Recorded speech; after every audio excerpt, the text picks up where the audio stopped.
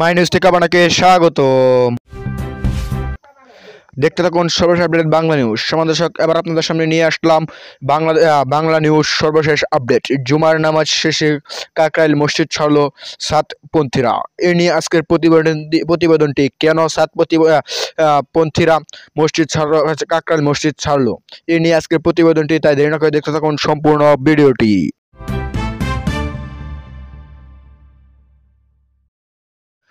জুমার নামাজ শেষ হতেই কাকরাইল মসজিদ ছাড়ল সাতপন্থীরা দলের লোকেরা জুমার নামাজ শেষ পর্যায়ে আক্রয় করেই মসজিদ ছেড়ে দিল। নিজেদের অবস্থান জানান দিতে কাকরাইল মসজিদ সহ আশেপাশের সড়কে পবিত্র জুমার নামাজ আদায় করেছেন সাতপন্থীরা। নামাজ শেষে মোনাজাতির পর অবস্থান ছেড়ে নিজ নিজ গন্তব্যে চলে যাচ্ছেন উপস্থিত মুসল্লিরা। ফলে ফাঁকা হতে শুরু করেছে কাকরাইল মসজিদ সহ আশপাশের এলাকা। শুক্রবার 15 নভেম্বর বেলা 1টার পর অবস্থান ছাড়তে শুরু করেন সাতপন্থীরা। এর আগে 12টার আগে থেকে নামাজের প্রস্তুতি নেন তারা। এ সময় উপস্থিত ইমামদের বয়ানের মধ্যে দিয়ে শেষ হয় খুতবা। সাত অনুসারীদের এটি হবে সব থেকে বড় জামাত খুতবার বক্তব্য, এমনটাই জানিয়েছেন নামাজের ইমাম। পরে নামাজ শেষে মসজিদে মাইকে মুসল্লিদের অবস্থান ছেড়ে গন্তব্যে চলে যাওয়ার ঘোষণা দেন ইমাম। এ সময় আগামী 7 ডিসেম্বর বড় মজমার ঘোষণা দেন ইমাম। তিনি জানান, দেশ বিদেশের হজরতরা আসবেন। সে মজমায় আলোচনা হবে তাবলিগ জামায়াতের মেহনত ও সমসাময়িক বিষয়ে।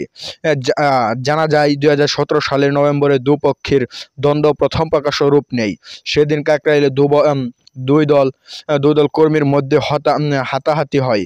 চরম বিরোধ সৃষ্টি হওয়ার গত 7 বছর ধরে প্রশাসনের সিদ্ধান্তে কাকরাইল মসজিদের এক অংশে জুবায়েরপন্থীরা 4 সপ্তাহ ও সাতপন্থীরা 2 সপ্তাহ করে পর্যায়ক্রমে তাদের কার্যক্রম পরিচালনা করে আসছেন এবং প্রকাশ্য রূপ নেই।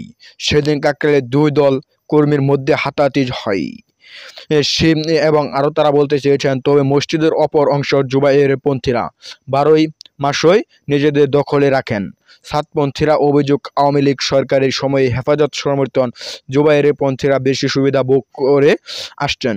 টঙ্গীর বিশ্ব ইজতেমার মাঠে নিয়েও দুই পক্ষের বিরুদ্ধে দিনে দিনে তীব্র হচ্ছে।